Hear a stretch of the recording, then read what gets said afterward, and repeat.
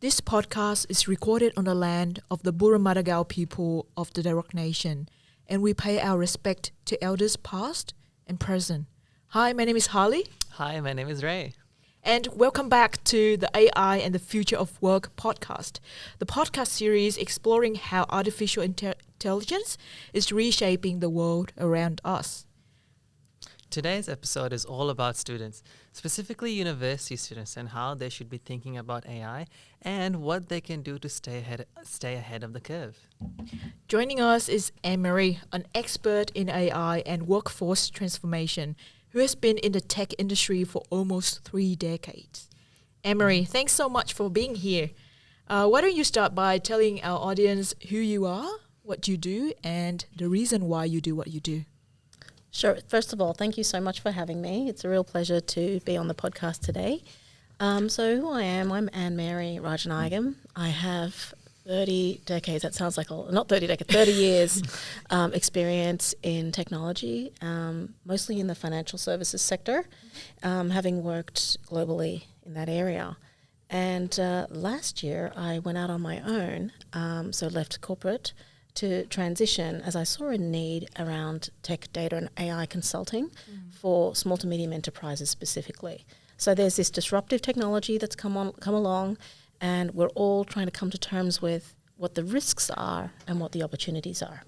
So that's why I started Alderon. And I also am really passionate about working with female founders and entrepreneurs. Yep. And I've started the Female Founders Club community organization to support them and uplift their voices. Cool. So to kick us off, where do things stand with AI in the workforce right now? Is it a hype, or are we already seeing some real disruption? That's a really great question. And I would say that, so there's something called the Gartner hype cycle, and it sort of shows the stages that things can move through, and something called the trough of disillusionment. So after there's like a peak, then there's sort of a trough, and we're kind of in that area right now. So the expectation in terms of the productivity enhancements and the revenue generated by AI has potentially not really materialized as quickly as what people thought. And so there's a little bit of expectation management happening right now. So there's definitely a lot of utility. We've been using AI in so many different ways for decades, especially in the finance technology exchange business. And now now with generative AI, which has made AI more accessible to more people, we're now starting to see use cases pop up in different industries. So for example, some of the industries that I just wanted to flag were, we have Coles using AI-powered image recognition and rule-based tasks, from document processing and customer support to fraud detection and claims handling. So that's really Coles applying AI in every vertical in their business. We've got ANZ Australia using AI to monitor call centre conversations in real time and improve customer experience and compliance. Now that's quite an advanced use case. You don't start with interacting with your customers using AI. You might want to start with more internal use cases, but it shows that they're a little bit more further along in terms of their AI maturity. And universities are using AI too. So a couple of weeks ago, there was in the paper around Macquarie University using they've created a virtual peer chatbot, which has actually improved outcomes on tests by 10%. I know. Saw that one. Saw that one? Yeah. So that's a real example of a value add, and they're looking at rolling that out more broadly now. But it's always good to start incrementally, start with something small, test your hypothesis, prove it out, and then expand. Yeah. So which industries do you see are already feeling the effects most, either positively or negatively? Yeah, so some of the industries that are more quicker to adopt new technologies, I would say finance in a lot of ways has been there. And, in the sort of finance space, we've been using machine learning and artificial intelligence for some time. And now those use cases are broadening across not just the financial models, but across the operations of the business. So initially, we probably had financial models using AI for maybe 20 years, and now we're seeing how that filtered down through to how are we improving HR operations, legal, marketing, those kind of use cases. And so I think it's really more about pockets of AI innovation within organizations rather than a wholesale disruption. So what kinds of work or job do you think AI will never replace, or at least not anytime soon? Yeah, that's a really challenging. What jobs will AI never replace? I think what are the sort of characteristics that it can't do as good? I mean, human connection is sort of like a magic. Yeah. So I think if you're focused on longevity in terms of what are the careers going to be like down the road, automating tasks that are repetitive is number one, and we were doing that even before AI. So anything that's easy to do and repeatable, we can train. We've trained outsourcers to do it first. So we found a cheaper global location to do the service, and then the next step is to move that service or use case to AI. Yeah. So you see a lot of disruption in marketing, legal. I know there's some great work being done with BDRs, business development representatives, using agents, and that's pretty well advanced. Yeah. But less advanced would be, the critical thinking and decision making. There's still a lot of, I think, need for us to have humans in the loop there, so that higher order thinking is a little safer. Yeah, cool. I can see from your LinkedIn post that one of your concerns about AI is the bias it has when it tries to augment human thinking. How would this limit students' learning, and how to tackle this issue? Yeah, so we're now moving into the area of kind of responsible AI adoption, which is something I do talk a lot about. And bias is one of the key areas of concern. And why? What is bias, and why is it a concern? Is probably a great thing to start with, which is we have to think about how these models were developed and trained, and by who.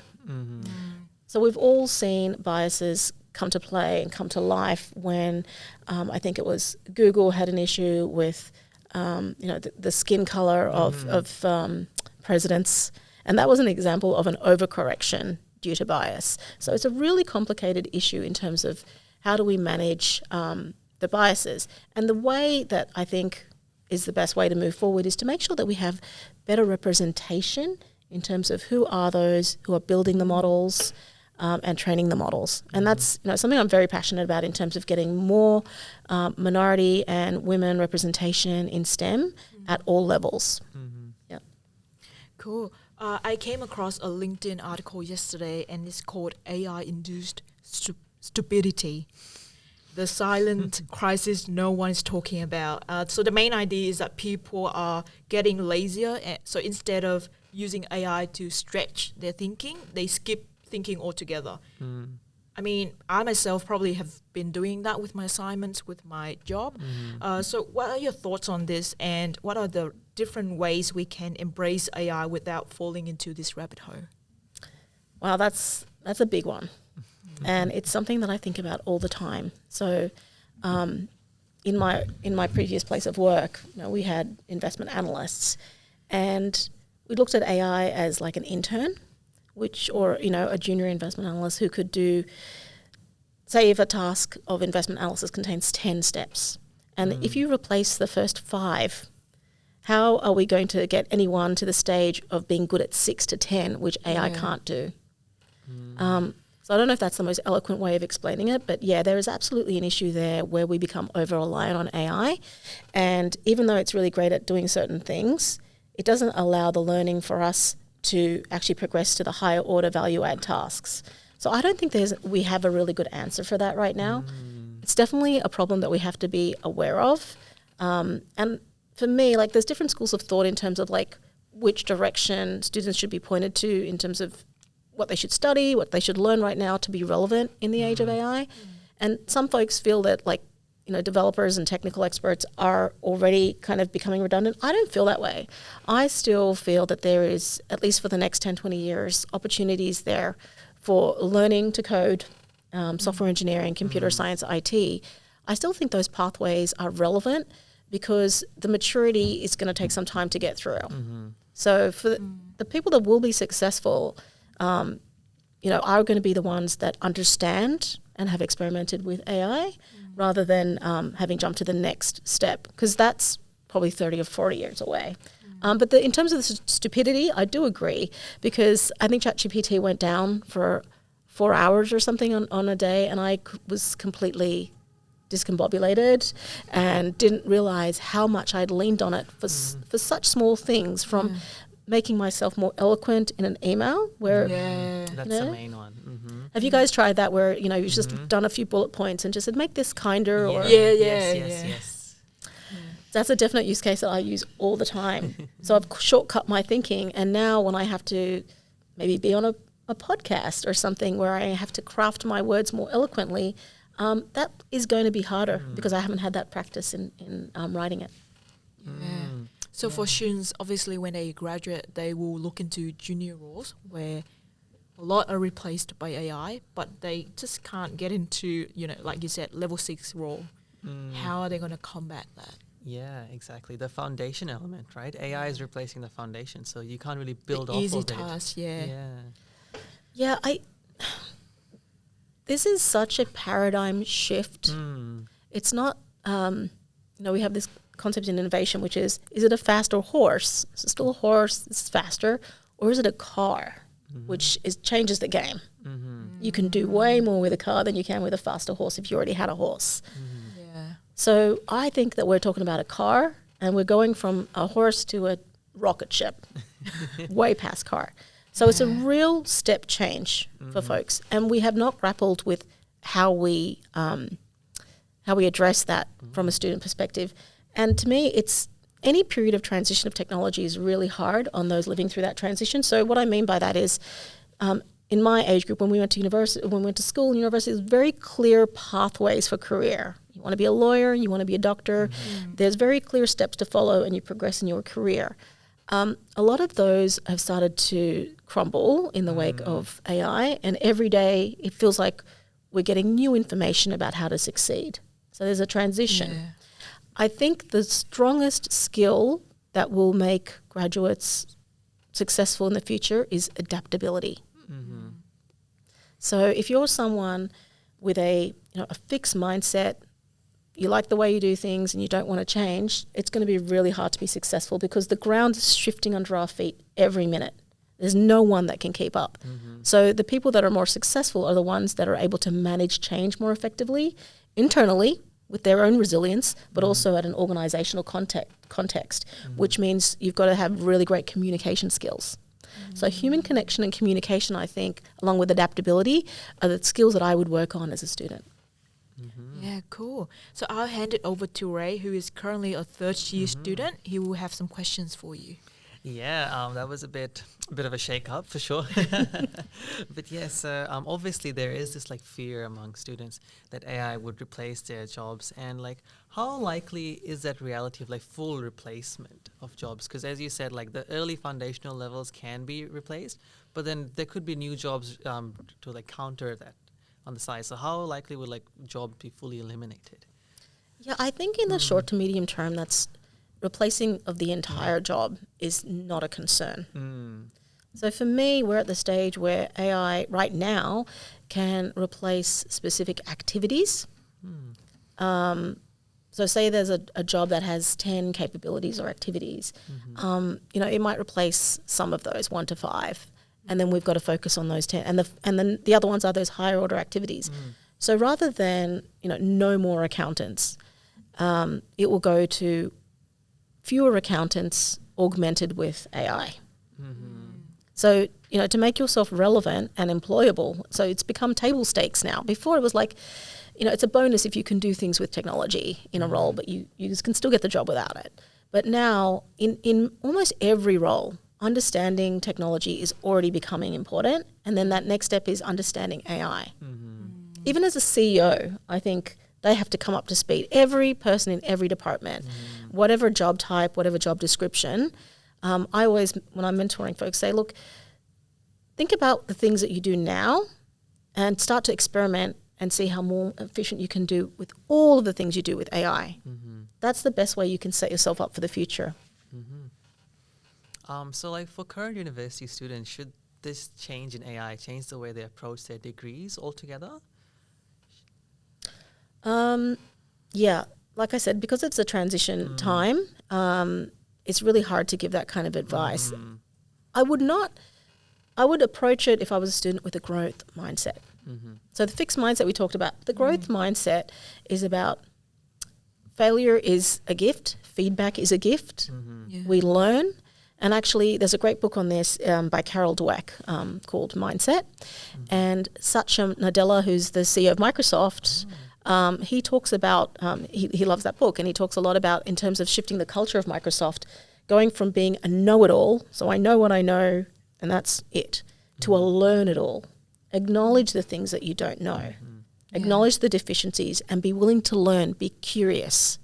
Those are the things that I would say, don't throw out the baby with the bathwater. If you're happy in the work that you're doing, look for ways to augment the things that you do with AI rather than shifting to something totally different, because whatever you shift to might also be really potentially be disrupted. Exactly, that makes sense. So far we've talked about like technical roles with very specific skills. So a lot of people in Gen Z nowadays are interested in creative industries, such as music, art, video production. So AI is also sort of disrupting those sectors as well, especially generative AI. So what would you tell students who want to pursue these creative pathways? Should they just accept AI as tools, or should they be more concerned about the potential? That's an interesting one. That's a really good one. Does anyone have TikTok here? Yeah. Okay, I don't have it. I just wanted to ask, for those of you guys that both of you have TikTok, do you follow any accounts that you know are AI influencers? I would actively avoid that. Yeah. Yeah, so among our communities, more so, we don't like AI art. Specific, like full on, let's not have AI replace art. Yeah. But it's inevitable. And as technology grows, it will continue to grow, because for corporate uses, obviously they would like art to replace some of their physical artists. But in terms of like a leisure point of view, we're like, no, art should be art. Yeah. It's really tough because I do understand that like content creation is like a job now. And with any job, like automation makes things cheaper. Yeah. And so one of the things that, things that were automated, we built factories and we were able to build parts cheaper. The price of those parts came down. We're able to use AI to make a video cheaper. The value of making videos in general goes down. So, we're used to being, the commodities like factories and things like that bringing prices down. We're not used to knowledge work being disrupted in that way.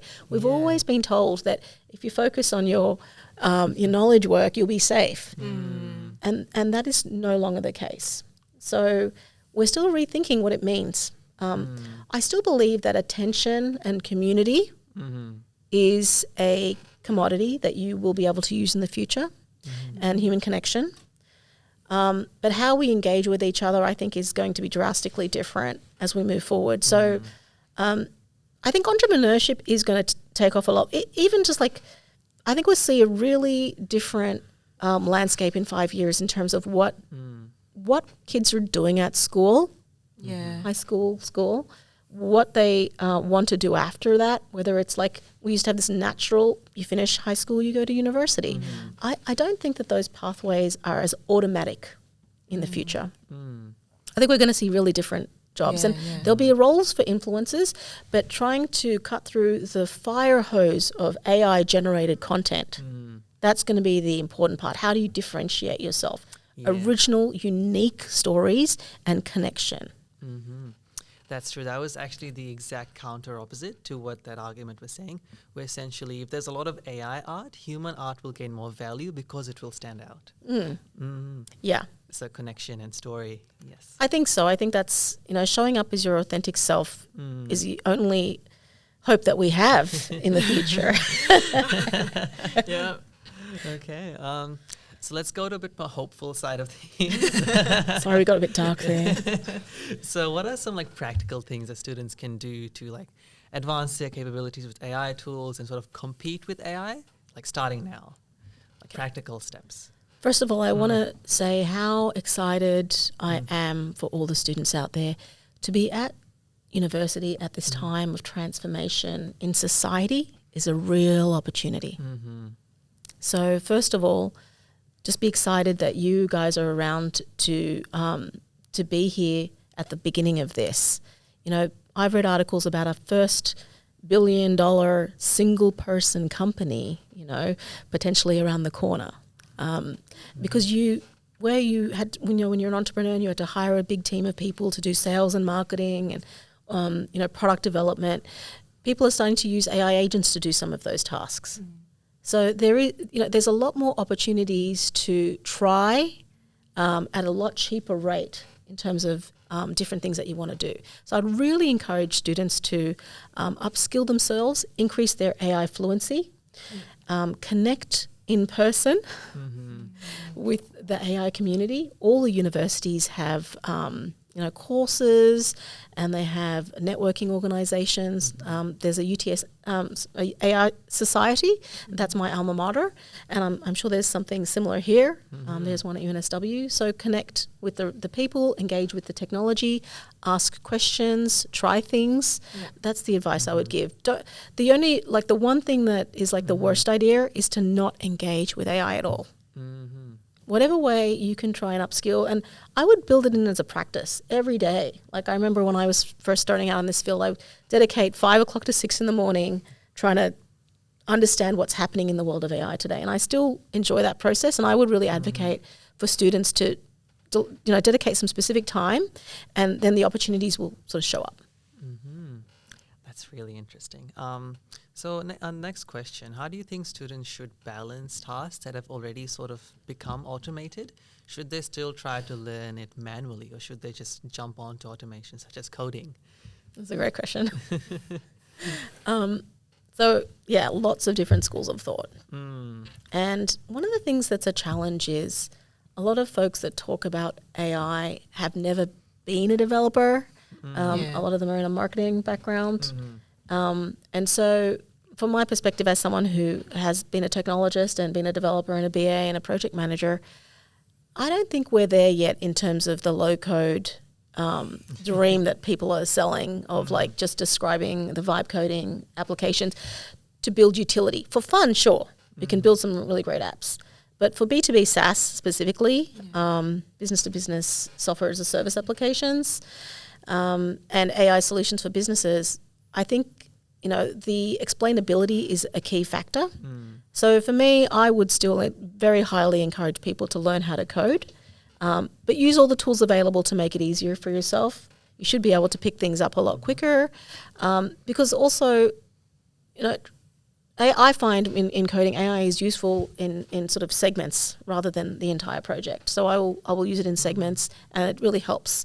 But if you just try and say, hey, build me a B2B SaaS that deals with customer inquiries, I think you'll find it's not as simple as that. So I think coding is still very relevant, but I think people should adjust the way that they learn it to make sure they're using the latest technologies. Cool. Good. Can I go off a tangent? So there was this one concern about AI that a lot of students brought up specifically, was the high amount of water and electricity used by data centers that house AI, and how the environmental concerns kind of outweigh the productivity benefits of AI. So some of them are stepping back from using AI, saying, hey, this is bad for the environment, we don't want to kill our environment. So what would you say to those students who are trying to balance the dilemma of career success and productivity over environmental conservation? Yeah. First of all, I think that it's great that they're thinking holistically about this. And it's so wonderful that young people are the ones that are holding us all to account when it comes to this.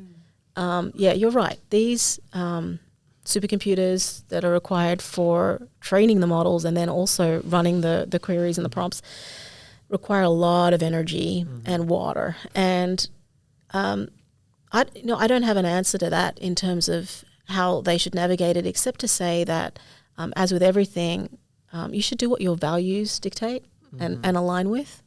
And I think it's a good note for us all to remember that it might be free from a dollar perspective, but there is a cost to every single image we generate and every single question we write. So maybe the message there is for all of us to be a bit more conscious and aware and mindful of how we use AI.